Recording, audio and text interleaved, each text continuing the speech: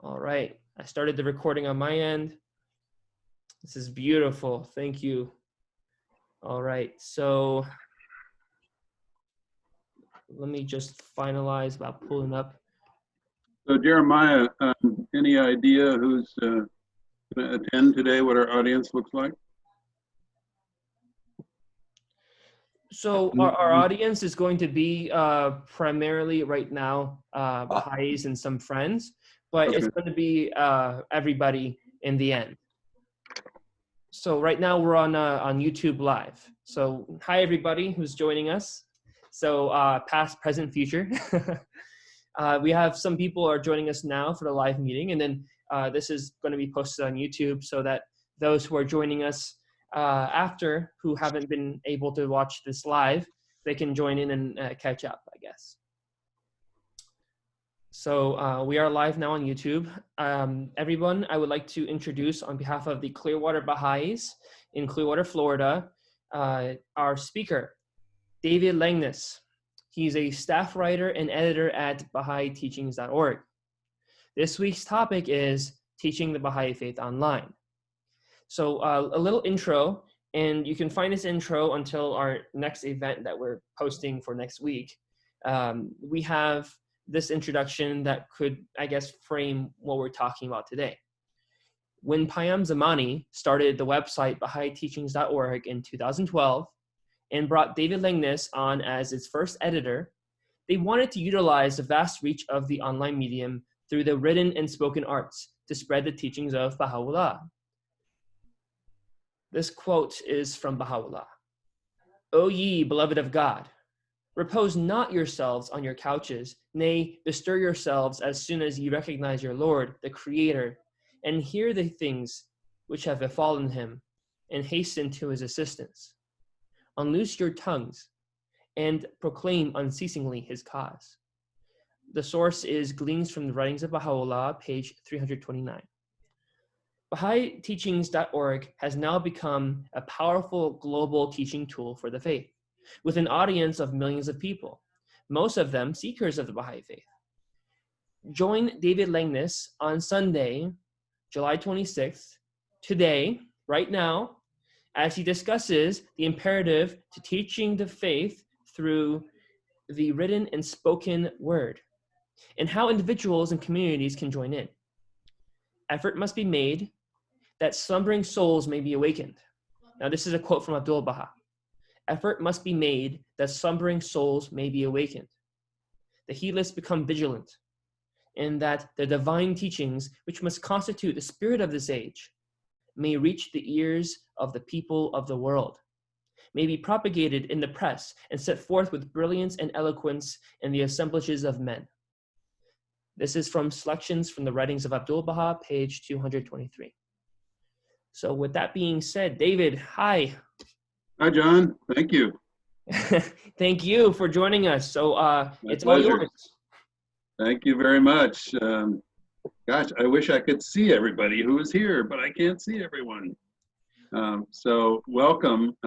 Thank you for joining us today. It is, my clock on my computer says 7:58 a.m. Should we wait a couple minutes?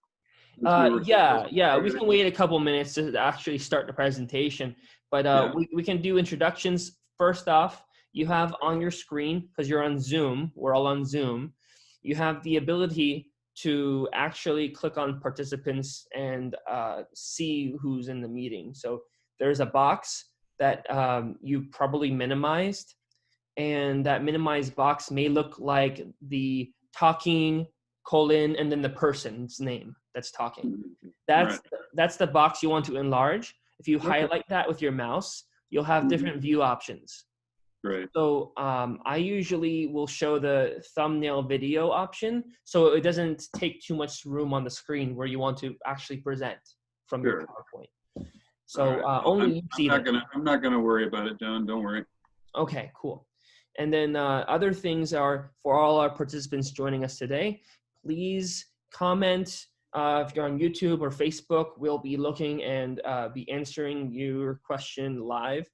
Of course, if you're on Zoom and you have a question, please in the chat bar, it should be in your toolbar, either on the bottom or the top of your screen, unless you chose some other part. You should be able to see the chat item with a little box above it. That chat icon, if you click on it, you have the option to send messages to people within the chat. So we're kindly asking you send either to Clearwater Baha'is or to John Pills. That's me. So if you send to Clearwater Baha'is, I'll get the message after I get sent the message. If you send it to me, I'll see it directly. And then we'll pose the question to David. But we're going to be making it a little conversational too today, right? Yeah, absolutely. So we are happy with those who ask their questions. We'll give you the green light and we'll put you on to ask your question in person. Well, I would definitely do not thank you, John. I don't want to make this a lecture. I'd love to make it as conversational as we can. So please, as soon as we're finished with the slides, jump right in and we'll discuss all this. I would like to know, thank you once again to John and the Clearwater Baha'is for inviting me. I'd really be interested to see if there's anyone here this morning who this is their first time at a Baha'i meeting. If so, it would be great if you could let us know so I can know what to say this morning. I don't want to jump right in and just assume that everybody on the call already knows what the Baha'i faith is. So let us know if this is your first Baha'i Fireside. If not, welcome. Thank you for coming once again.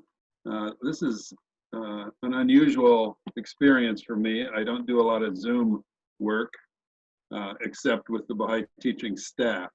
So bear with me. I may need some instruction. That's why John's here to help me. And let's talk. I always like to start out a Baha'i meeting with a prayer or a selection from the Baha'i writings.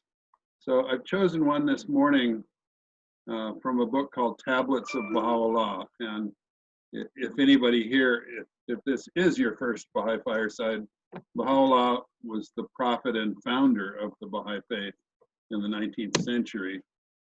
And this is a paragraph, just a single paragraph from a book called Tablets of Baha'u'llah. Baha'u'llah wrote, "It is binding and incumbent upon the peoples of the world, one and all, to extend aid unto this momentous cause, which has come from the heaven of the will of the ever-abiding God, that perchance the fire of animosity, which blazeth in the hearts of some of the peoples of the earth, may, through the living waters of divine wisdom and by virtue of heavenly counsels and exhortations, be quenched, and the light of unity and concord may shine forth and shed its radiance upon the world." I think right there in a single sentence, you can probably understand the main thrust of the Baha'i teachings, and that is just exactly what Baha'u'llah said there, that the light of unity and concord may shine forth and shed its radiance upon the world.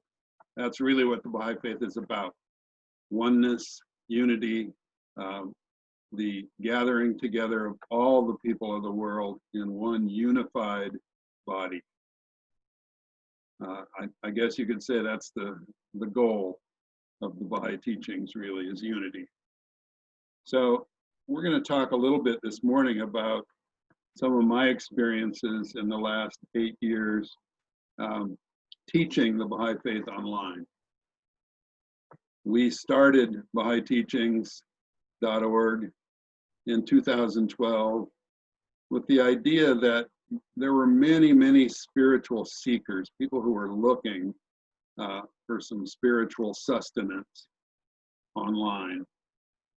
And that idea has proven to be really true. The Baha'u'llah.org audience now is somewhere between 3 and 4 million people around the world.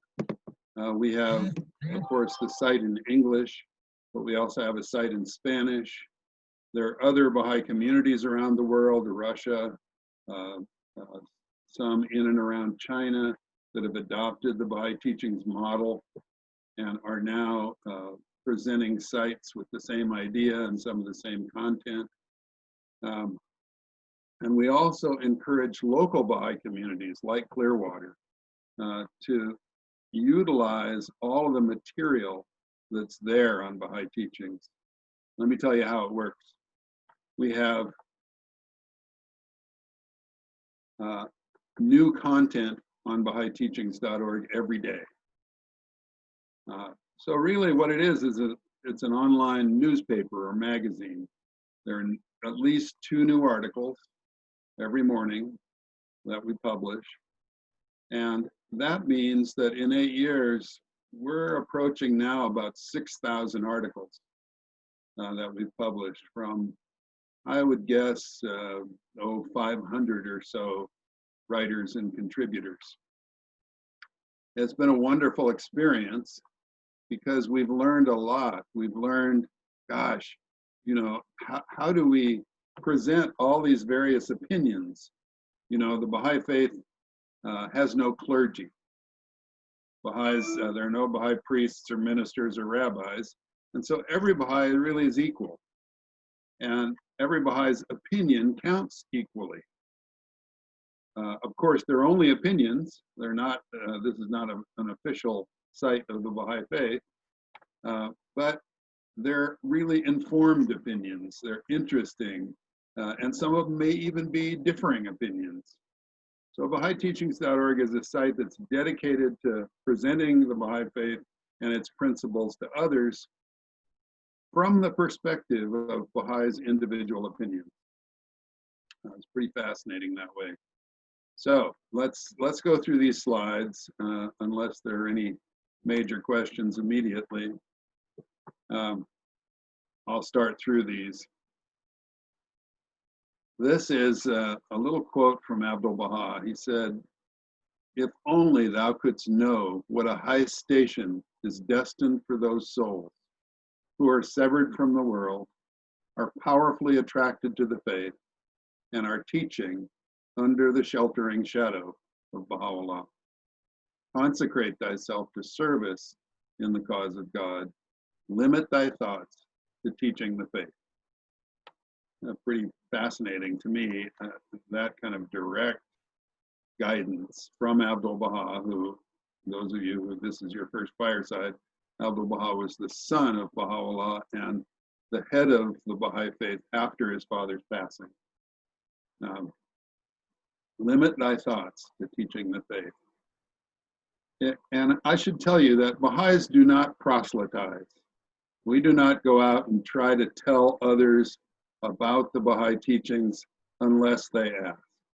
That's really one of the big ideas behind BahaiTeachings.org, is to make those things available to people if they're curious. There are no, paid Baha'i teachers. Baha'is share their faith with others when they're interested and not when they're not interested. So this focus on teaching the faith means a lot of different things. It doesn't mean go out and talk to people about the Baha'i faith without their consent. What it means is not only to tell people verbally, but in action to demonstrate the principles of the Baha'i faith. Love, compassion, kindness, all of those things.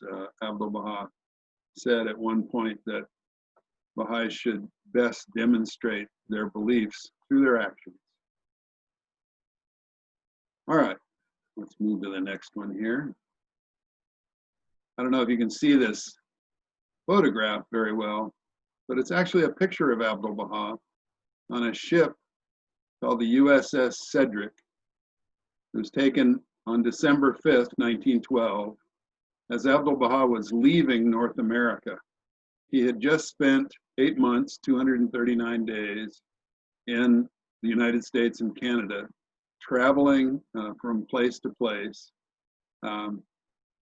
and giving talks, interviews, presentations about the Baha'i teachings. This was a unique historical event because this was the first time, really, the head of a major new faith had come to North America to proclaim that faith. You can see Abdu'l-Baha kind of in the center of the picture there. He's the one with the white beard. At the time, in 1912, he was 68 years old. And he had spent a great deal of his life in prison, as did his father, who was imprisoned and exiled for teaching the Baha'i faith in a predominantly Muslim culture at the time, which was very conservative and reacted badly to these new progressive Baha'i teachings, the equality of men and women, the attainment of world peace, the adoption of a universal auxiliary language, etc. One of the things Abdu'l-Baha said in a tablet that he wrote after he returned from North America to the Holy Land was, "Oh, that I could travel, even though on foot and in the utmost poverty, to these regions, and raising the call of Ya Baha'u'llah, means God is most glorious, in cities, villages, mountains, deserts, and oceans, promote the divine teaching." That's exactly what Abdu'l-Baha tried to do as he traveled. When he left North America, he spent time in Europe, in France, finally in Egypt. For 3 years, he traveled to different parts of the world and spent all of his time telling people about the coming of Baha'u'llah, which Baha'is regard as the return that's spoken of in all the great faiths of the world. Baha'is view Baha'u'llah as a major prophet of God, the founder of a new world faith. And that faith is not in competition with other faiths. Instead, it cooperates. Instead, it brings together those faiths. Abdu'l-Baha asked the Baha'is to do 4 things when he talked about teaching the Baha'i faith. He said that Baha'is should avail themselves of the occasion, seize the opportunity, rush forth, and win the prize. And what that means from a Baha'i perspective is not so much to gain converts or to convince people to become Baha'is. What that means is, for a Baha'i, teaching the faith really means demonstrating to others through actions and words that Baha'u'llah has come and that we have entered a new era in human history, the era of unity. So Baha'is, when they engage others on the subject of the Baha'i faith, they do so in a loving, kind way, not in a prescriptive way. Here's what Abdu'l-Baha said when he was asked, how can Baha'is possibly do that? He said, if their task is to be confined to good conduct and advice, nothing will be accomplished. Pretty fascinating, because I think most Baha'is feel, well, if I just conduct myself well, if I behave as a Baha'i should behave, and speak to people about that, that's teaching. Not what Abdu'l-Baha said. Instead, he recommended 4 specific ways to teach the Baha'i faith and its principles. And there's the quote. He said, they, the Baha'is, must speak out, expound the proofs, set forth clear arguments, draw irrefutable conclusions, establishing the truth of the manifestation of the Son of Reality. Let's break that down a little bit. First, he said they must speak out. So that means, at least to me, that Baha'is are free to speak about their faith to others, that they should proclaim these glad tidings. You know, this is really incredible news, that what has happened is a new prophet of God has come to humanity with new teachings, with brilliant insights, and with powerful spiritual susceptibilities. ABdu'l-Baha said, when delivering the glad tidings, speak out and say, the promised one of all the world's peoples hath now been made manifest. And that's what I was just saying. This Baha'u'llah, from a Baha'i perspective, is the promised one of all the world's peoples. Every faith, Judaism, Islam, Christianity, Buddhism, Hinduism, has all prophesized the second coming, the next coming of those original prophets and founders. And Baha'is believe that Baha'u'llah fulfills those prophecies. Second, ABdu'l-Baha said, expound the proofs. Now, what does that mean, expound the proofs? It means, first of all, it refers back to the Baha'i principle of the basic agreement of science and religion. Baha'is believe not only in religion, but in science. In fact, the Baha'i faith has been called the scientific religion by many different people. So Baha'is believe that there are proofs for the Baha'i principles, for the existence of God, for the coming of this sequence of prophets that have come to educate humanity. ABdu'l-Baha said, when a man arises to expound the argument of God and invite people to enter into the religion of God, and when he utters these arguments and advances consummate proofs concerning the appearance of the great kingdom, then intense love shall become manifest in his heart. This love causes the development of his spirit. I think that's a pretty profound statement. This love that's created in the heart by expounding the proofs causes the development of the spirit. I found that to be true myself. I've had an incredible, wonderful opportunity to speak to millions of people through BahaiTeachings.org the last almost decade now. And it's been a wonderful opportunity because Baha'i Teachings is global. We reach people from all different cultures at all different levels of development and education all over the world. And it's been my great privilege and bounty to be able to communicate with those people, answer their questions, and see how their eyes light up and their soul lights up when they encounter the Baha'i teachings. What a great privilege that's been. Next, ABdu'l-Baha said, set forth clear arguments. In other words, the Baha'i faith is not only a mystical faith, although it's certainly that, it's also a logical faith. So Baha'is believe that there are clear, concise, logical arguments that can be made for every one of the Baha'i teachings. And that's what we really try to do at BahaiTeachings.org, is put those arguments forth and let people decide for themselves. That is one of the primary principles of the Baha'i faith, called the independent investigation of truth.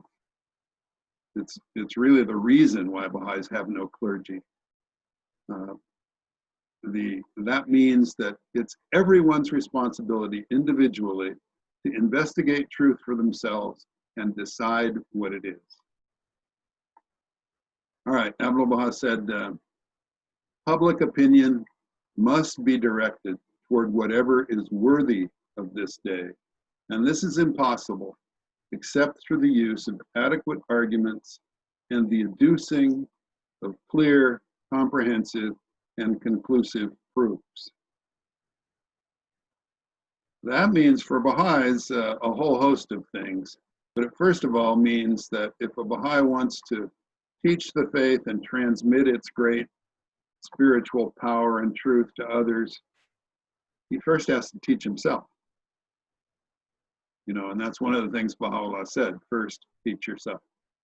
Learn these principles and learn to explain them in a cogent way to others. The last thing Abdu'l-Baha said in that statement we read earlier was, draw irrefutable conclusions, establishing the truth of the manifestation of the Son of Reality. He said, Baha'u'llah said, we have truly revealed the signs, demonstrated the irrefutable testimonies, and have summoned all men unto the straight path. So, pretty simple. 4 really clear instructions for Baha'is who desire to teach their faith to others. Speak out, expound the proofs, set forth clear arguments, and draw irrefutable conclusions. Kind of a nice logic path that moves from one thing to the next. One more time, let's look at it again. Speak out, expound the proofs, set forth clear arguments, and draw irrefutable conclusions. Now we get to the promises of the Baha'i teachings about teaching the Baha'i faith. And let me first preface this by saying that it's the responsibility of all Baha'is to teach their faith in whatever way they can. This is what my friend Hooper Dunbar calls the minor covenant, the individual covenant between God and man. This idea that each of us, if we know something that will contribute to the peace and unity of the world, we have to share that. It's our duty to share it with others and not just keep it to ourselves. In the same way, if you were, crawling through the desert about to die of thirst and you came upon a beautiful fountain, you would not only take a drink of that water yourself, but you would offer it to others. And in that same sense, all Baha'is are expected to share the Baha'i teachings with others. Like I said, not in any proselytizing way. Baha'is never force the faith on anyone. And in fact, Baha'is are prohibited from doing that in the Baha'i writings, but in a way that allows others to know about it. And that really is the principal method that the Baha'i teachings bring for spreading peace and unity amongst humanity. The Baha'i faith is really a grassroots organization in many ways. And that means that just like Christianity, when Christ first appeared, and any other new faith, it first gathers people through the power of its spiritual utterance. And then when a sufficient number of those people are gathered together at the grassroots level, they began to exert an enormous amount of change from below, not from the top down, but from the bottom up in society. If you look at the history of Christianity, for example, how it appeared in this incredibly corrupt Roman society, and gradually, over time, because enough people became followers of Christ, that society began to alter and change,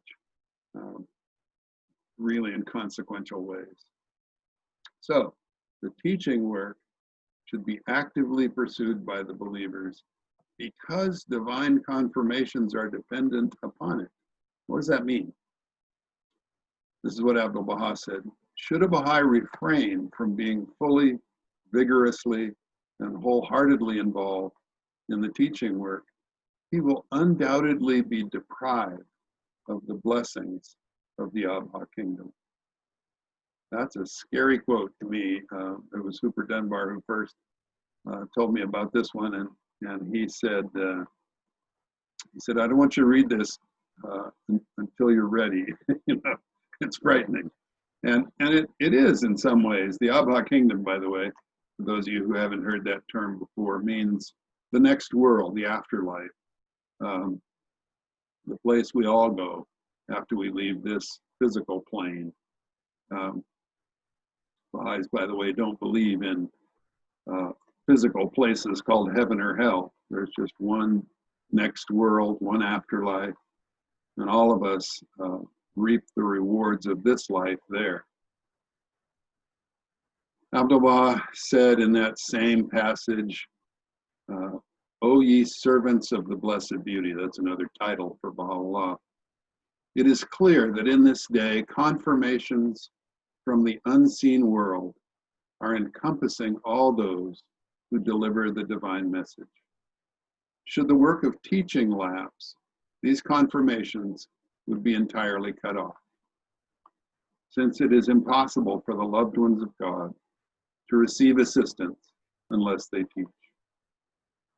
Ooh, that's another pretty tough passage from the Baha'i writings. But let's move back to what we're trying to do at Baha'i teachings and how that works. Abdu'l-Baha, when he sailed to America in early 1912, when he docked in New York Harbor on the ship, there were several small boats that came out. There was a great deal of interest in Abdu'l-Baha's visit to the United States. There were several small boats that came out to the ship and brought newspaper reporters. And there were a whole handful, well, even more than that, many reporters from different newspapers who wanted to interview Abdu'l-Baha even before he disembarked into America. So they did so right there on the ship. And there was one reporter from the Philadelphia Inquirer, one of the great American newspapers, who asked Abdu'l-Baha, what he had to say to the people of North America. And the first thing Abdu'l-Baha said was a comment on journalism. Fascinating. Now this is the quote. He said, "The pages of swiftly appearing newspapers are indeed the mirror of the world. They display the doings and actions of the different nations. They both illustrate them and cause them to be heard. Newspapers are as a mirror which is endowed with hearing, sight, and speech. They are a wonderful phenomenon and a great matter."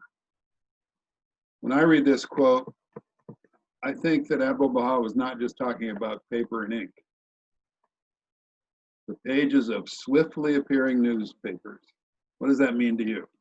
To me, it means the pages of the web. That Abdu'l-Baha was talking about a future state of, how we get our journalism and our education. Next, during that same visit, Abdu'l-Baha talked about eloquence. He said in a talk to the Baha'is in one city, "I hope that you will all become eloquent. The greatest gifts of man are reason and eloquence of expression. The perfect man is both intelligent and eloquent. He has knowledge and knows how to express it. Unless man express himself in this day, he will remain like a closed casket, and one cannot know whether it contained jewels or glass. I desire that all of you may speak on the material and divine sciences with clear and convincing words." So Abdu'l-Baha is asking the Baha'is here to become eloquent. Then he said in his will and testament, which was written sometime before he died in 1921, he said, "This wronged servant has spent his days and nights in promoting the cause, the Baha'i cause, and urging the peoples to service. He rested not a moment till the fame of the cause of God was noised abroad in the world, and the celestial strains from the Abha kingdom roused the east and the west. The beloved of God must also follow the same example. This is the secret of faithfulness. This is the requirement of servitude to the threshold of Baha." So that really is one of the big secrets of being a Baha'i and being a faithful Baha'i, is being able to move the Baha'i cause forward in the world. There was a wonderful Baha'i in the early days of the faith in the United States, early 1900s, named Juliet Thompson. Juliet was a renowned artist. Many of her paintings still hang in the halls of Congress in Washington, D.C. She painted portraits of presidents and first ladies, and she was a very famous portraitist at the time and also a Baha'i. At one point, when Abdu'l-Baha was in the United States, in her studio, which was on West 10th in Manhattan, Juliet invited friends to come for a fireside, and Abdu'l-Baha asked her to speak at the fireside, if you can imagine that, having Abdu'l-Baha at your fireside oversee your speaking. Afterwards, Abdu'l-Baha spoke just a little bit, but mostly he let Juliet speak, and she did. And afterwards, she asked him, how did I do? and his answer was 3 short words. He said, "Proofs, Juliet, proofs." She was a very emotional speaker. She spoke from her heart, but apparently she was a little lacking in the area of showing that logic path that we talked about a little earlier.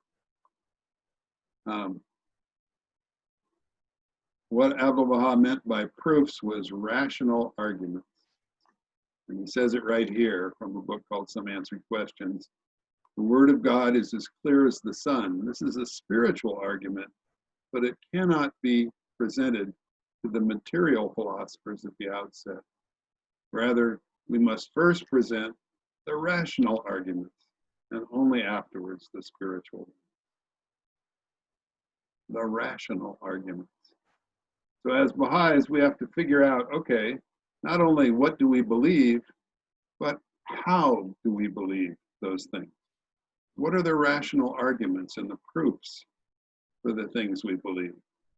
In other words, a Baha'i is not only a Baha'i in their heart, in their soul, but also in their mind. Abdu'l-Baha told people at one point never to accept anything which the logical mind rejects. That's part of this primary Baha'i principle of the independent investigation of truth. This is a quote from Baha'u'llah, which is a very central quote for Baha'is, and really, I think, summarizes much of what the Baha'i faith is about.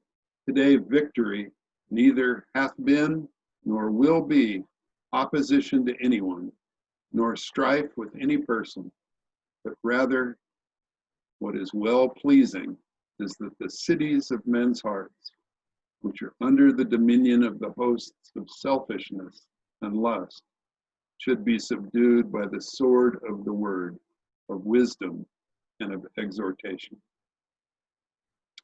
Baha'is are forbidden to use violence. This is a non-violent faith. Baha'is never, ever harm another. In fact, Baha'u'llah said, if you're a Baha'i, it would be better to be killed than to kill. In the old days, it was all right for teachers of various faiths to use violence to teach their faiths. If you look at the history of the Crusades, that will give you a good example. Not for Baha'i. No Baha'i can use violence, either physical or verbal, ever. So instead of the sword, Baha'is rely on the word.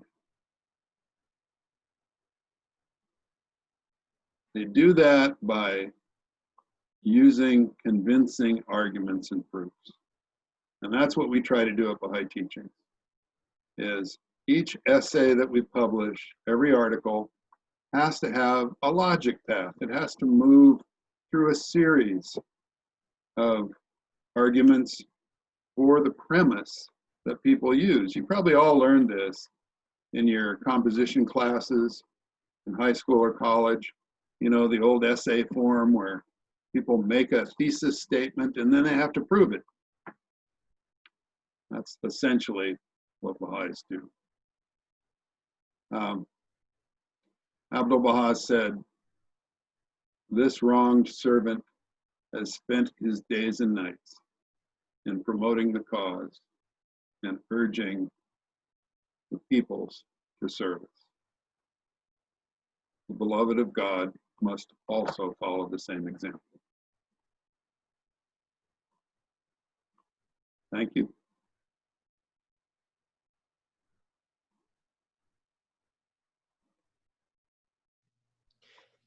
Thank you. That was very beautiful. I appreciate you sharing those beautiful quotes. And there are questions that we have. The first question I want to share with you is a very basic one. When we talk about these divine confirmations, are you saying that these are the confirmations that come when we teach? So without teaching, we don't get them because they come for the act of teaching, right? Yes, that's. I think that's what, at least my interpretation of what the Baha'i writings say, that that divine assistance is cut off unless we are active in the field of teaching.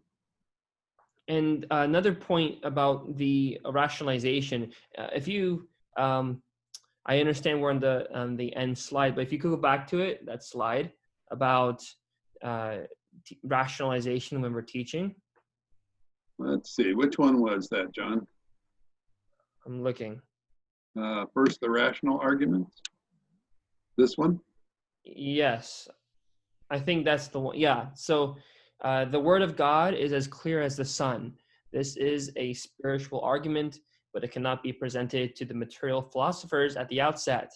Rather, we must first present the rational arguments and only afterwards the spiritual ones.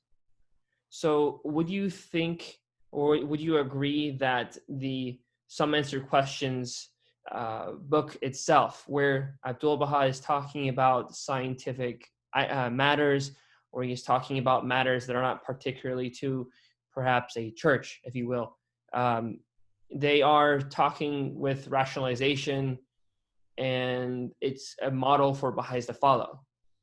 Oh boy, I could talk about that one for hours. I have Some Answered Questions sitting right here on my desk, where it always is, because it's like a Bible for me in many ways. It contains, well, let me back up and give the questioner and the others here a little bit of history about Some Answered Questions. In 1904, an American woman went to the Middle East, to Akka, where Abdu'l-Baha was imprisoned in Palestine, what is now Israel. And she sat with him at the lunch table every day and asked him questions, and then wrote them down, the answers that he gave. She did that for 2 years, 1904 to 1906. And she asked very penetrating questions. Abdu'l-Baha would respond. There was a translator there, of course, although she learned during the course of those 2 years to speak fluent Persian. She then compiled all the answers to those questions in one book called Some Answered Questions, obviously. That book which was just newly retranslated a couple of years ago, is really a guide for the rational expression of the Baha'i teachings. ABdu'l-Baha starts out that book, for example, with several chapters on the existence of God and the rational arguments that can prove that God exists. Fascinating to go through those, to read them, but not only to read them, to understand them and be able to transmit them to others. I think that is really what Abdu'l-Baha is asking us here. Master those rational arguments. Shoghi Effendi, the guardian of the Baha'i faith and Abdu'l-Baha's grandson, asked Baha'is to master, and that was the word he used, some answered questions, and Baha'u'llah's Book of Certitude. And those two texts really contain the essence of the Baha'i teachings.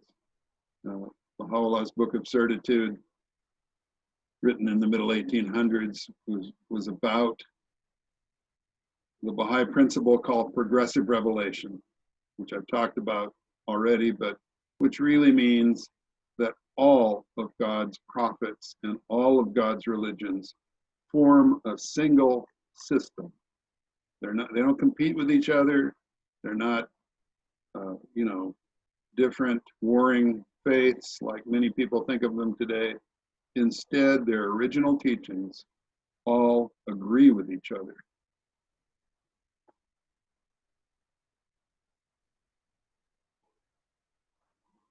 That is really a challenging concept for a lot of the conflicting viewpoints today, where people believe that, again, as you had mentioned, they're separate systems and not one, where Baha'is believe it is one system. So that itself is a huge, huge barrier. And even in my own development as a person growing up, living with people of different ideas, I myself, though I was exposed to the Baha'i faith from my very beginnings as a person, it was not truly understood until I read books like Some Answered Questions, books like what Abdu'l-Baha refers to, the Book of Certitude, the Kitab-i-Iran by Baha'u'llah, which Abdu'l-Baha will constantly refer to in this context. And I do want to point out a question that someone asked, Edward Respes. He's asking this question, and I think it's a very valid, valuable, and important one for those watching today. He's asking if he's quarantined due to the coronavirus and he can't leave his house because he has COPD, how can he teach where he really wants to teach? I'm glad you asked that question, Edward. Thank you. I'm pretty quarantined myself, haven't left the house for quite a while, like we all are. And the internet, I'm certain, was created for just this purpose. I think its creation came about, at least in part, because the word of Baha'u'llah needs to spread around the world. As far as I can tell, the best way now for it to spread is electronically, because that connects us with everyone. So I wanted to offer a couple of thoughts to everybody here on the call. And that is, first of all, Baha'i Teachings is open to everyone to contribute to. If you have something you'd like to say, please send it to us. My email, by the way, is at the end of the presentation there. Just send me a draft of an essay of your thoughts. We have professional editors, so you don't need to worry about the writing so much. You don't have to be a professional writer. We've published articles from people as young as 11 years old to as old as 100, from all backgrounds and walks of life. Like I said, they're not professional writers necessarily. That's why we have editors. So feel free to become part of the Baha'i Teachings family and send in your essay. When that happens, let me tell you what occurs. It gets edited, then posted on the website. And on average, that article will be seen by somewhere between 20 and 30,000 people. Now, if you can imagine what that's like, probably about 90% of those people are not Baha'is, they're seekers.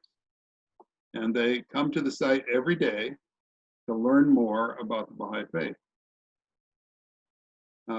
It's an incredible opportunity. I tell people it's like hearing a knock on your door tonight. You go to the door and there are 20,000 people standing outside saying, please tell me what you know about the Baha'i faith. This is your opportunity to do that. You can also do it locally.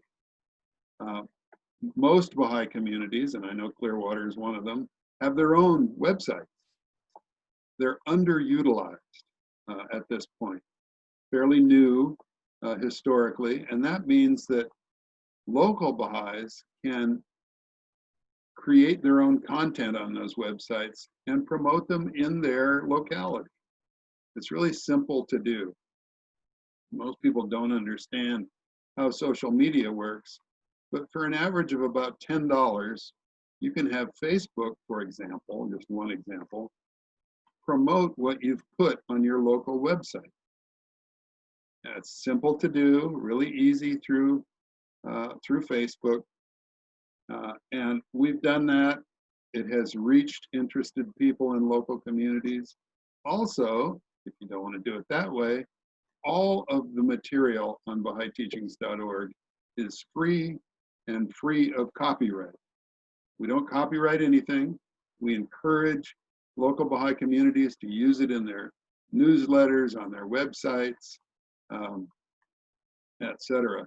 So please feel free to not only become a Baha'i Teachings contributor. It's a wonderful way to teach the faith. You don't have to leave your house to do it. And you can also do that with your local Baha'i community as well. There are many other outlets, I should say, too, for Baha'is who want to teach in this way. Probably many of you are familiar with Baha'i Blog. There are others as well. Baha'i Teachings is the largest of them, and we welcome new contributors all the time, every day.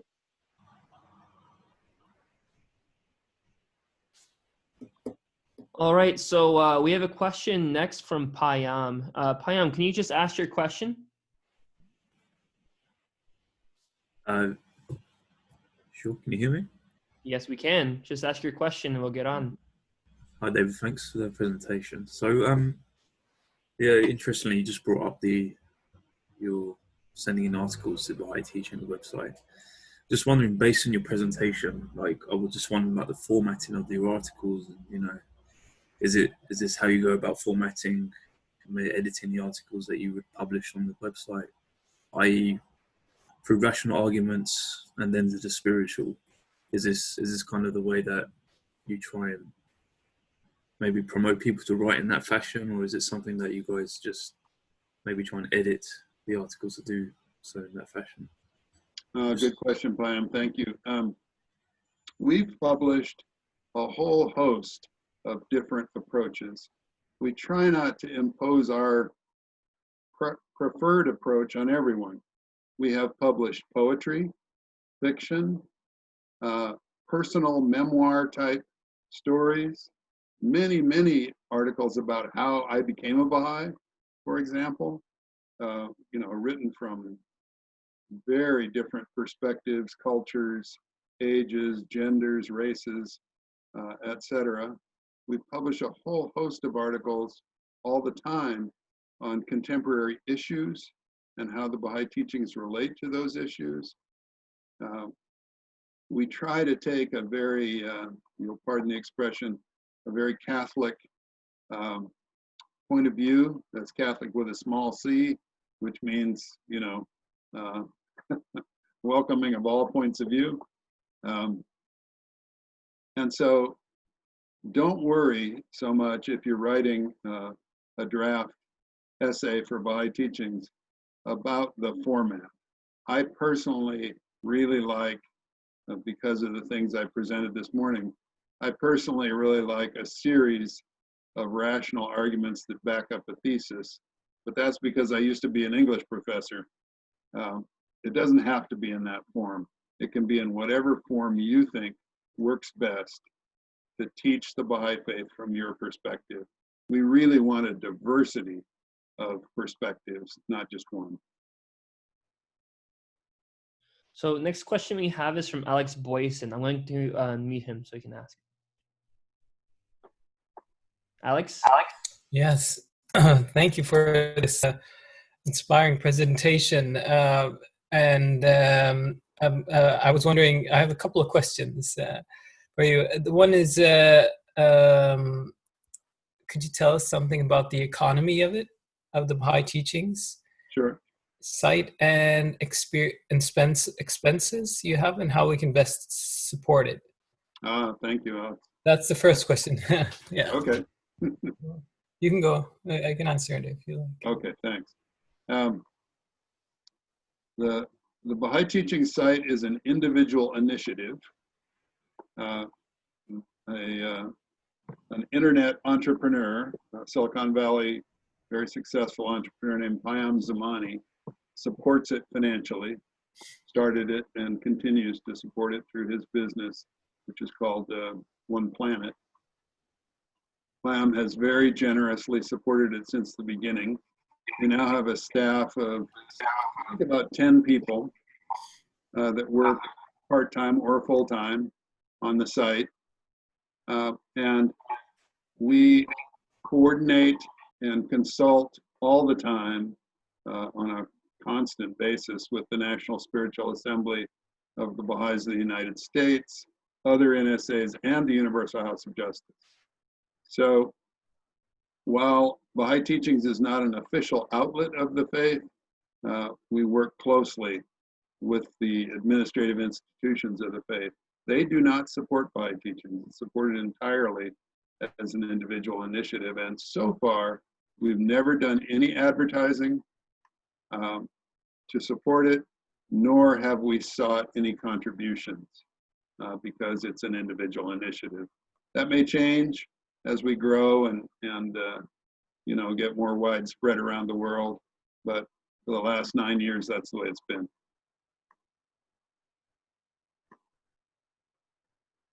Thank you very much. The other question was, I live in Norway. I'm just thinking for how it might be generalized to other countries. My question is, would you have a suggestion how we might utilize such a type of approach and in other cultures, and what type of focus on what do you concentrate on and prioritize? So what type of focus have you found to be most effective, if anything? Yeah, that's a very good question. And greetings to Norway, my ancestral homeland. My family is Norwegian. And I really love Norway. Anyway, we do try to focus on the widest possible range of subjects that we can. We have found through our research, especially through Google and other instruments that allow us to learn more about our audience, that a high level of interest is usually generated by articles on mystical and spiritual subjects, life after death, the soul, dreams, etc. Those things that all people share in life. The big questions, what happens after I die? What's the purpose of life here on earth? Those things. But people are also interested in a wide variety of subjects. We've had articles on veganism, for example. We've had a lot of articles on how to establish world peace and world government. We've had an enormous number of articles on the coronavirus lately, as you may have noticed if you're a regular Baha'i Teachings visitor. Also on racial issues, with a special focus on what Abdu'l-Baha said and what Chogi Effendi said about race in America. So all of those things have proven to be of great interest to our audience. Generally, we find that it's the spiritual topics that are most interesting to people for the obvious reasons. I would say maybe one of the articles that has proven most popular since it was written, gosh, I think in 2013, was an article about deja vu, which everyone experiences. It's that, you know, that feeling in waking life that you've been here before, you know, that there's some specific thing that you've seen before, perhaps in a dream. Real common experience that we tried to explain there. So to answer your main question, how could a country like Norway utilize the content? There are many countries around the world now. I'm thinking of Portugal is one of them, where Baha'is get interested. They look at the Baha'i teachings content. They consult with us about, you know, what might work best in their country. And they begin to translate that content and post it on a more local website. And I know that there have been Baha'is in Scandinavia, in Finland, Denmark, Sweden, that have asked questions about this in the past and their ability to utilize Baha'i teachings content in their home languages. We give complete ability, no cost, no charge to anyone who wants to do that. As long as, and there's just one caveat, as long as the line first published on Baha'u'llah.org is included in all those translated articles. So feel free to use whatever you like. We purposely don't copyright anything so we can do that. So people are free to use it. Does that answer the question, Alex? Alex, I requested you on mute so you can answer him. Alex? I hope so. Ask another one if it doesn't. I think his connection went out. Alex, did that answer? Thank you so much. Absolutely. Good, thanks. Cool. John, we've reached the end of an hour. I don't want to go over. It's up to you. If we have other questions, I'm happy to answer them. We have 2 more questions, and then we can be done after that. Okay, great.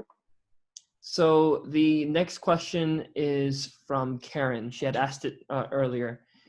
She asked, did Abdu'l-Baha make any specific suggestions about teaching the faith in America? Lots. Boy, that's a whole other presentation, Karen. Thank you for that question. He said in many places that teaching the faith in America involved the exercise of logic and rationality. He said Americans were logical and rational people, and that Americans in some ways and in some places responded to different methods of teaching the faith. You'll find a lot of that in Tablets of the Divine Plan, which were a series of postcards originally, interestingly, that Abdu'l-Baha sent to the American believers during World War I. They didn't really arrive in the United States until 1919 because of the problems with the mails from Palestine. But the Tablets of the Divine Plan really split the American continent into 4 regions: the South, the East, which includes the Northeast, the Midwest, and the West. And in each of those tablets, Abdu'l-Baha gave instructions about how to teach in those areas, which I think was interesting. he also revealed prayers, beautiful prayers for each of those areas. So if you study Tablets of the Divine Plan, you'll get some good information, I think, about Abdu'l-Baha's recommendations for teaching. He had several others, which I won't go into at this point because it's a very long answer. But you're welcome to just send me an email at this email address here on the screen with that question, and I'll provide you with some more information about what Abdu'l-Baha said. I hope that's helpful. And there is someone who wants to ask you a question. I'm going to have them ask you verbally because it's best that he articulate it. All right. So, George, I've sent you a request to unmute. Now your name jumped around. Am I there? Yes, you're here. We can hear you. Hi, David. I've read your posts many times, and I'm very thankful for all that you're doing. Thank you. My question is along these lines. Oftentimes when I hear someone say Baha'is believe, I'm not fully convinced that the word believe conveys enough meaning to express the importance of what we believe, because people believe a lot of things, and sometimes they're not true. What do you think about adding Baha'is believe and accept as true? I like that. That's a good phrase. Thank you, George. Okay. Yeah, because it's kind of challenging too, because you can turn around and say, what do you believe and accept as true? Yeah. And then now they've got a, you know, they're on the hot seat. Sure. Yeah, that's a good suggestion. Thank you. Well, that is it for today. We appreciate it, George. Thank you for your question as well. We are at our hour. It is 12:01 p.m. We sometimes go over to, well, we've been doing it more frequently than not, till 12:30 p.m. Eastern time. However, we are, for this meeting, trying to go by our normal time frame anyway. So for all of you who are watching, please just know that you can ask questions to David directly. The email is right in front of us on the screen, davidlangness@cs.com. And you can also leave your comments here below on Facebook or YouTube, whichever platform you're using at the present, or Reddit if you're on reddit.com. That all being said, we are on www.clearwaterbaha'is.org. If you're joining from another community, your community may have a website right now that you can visit to get in touch with your own local community. However, if you like our content from the Clearwater Baha'is, feel free to use our content, just as Baha'iTeachings.org is widely available and you can use it for whatever you need to do. Likewise with Clearwater Baha'is, our material is yours to use. And we hope that this has been not just informational, but inspirational, that you can start something on your own, and there are people out there who can assist. So don't feel ashamed to stretch a hand for help. So David, would you like to close it out? Yes, thank you. I just wanted to thank John and Jeremiah and all the Baha'is in Clearwater for setting this up. It's been terrific. Thank you, everybody who attended, and please send me questions if you have more. I'm happy to answer them. And send me essays for Baha'i teachings if you like. We would love to see them. Thank you.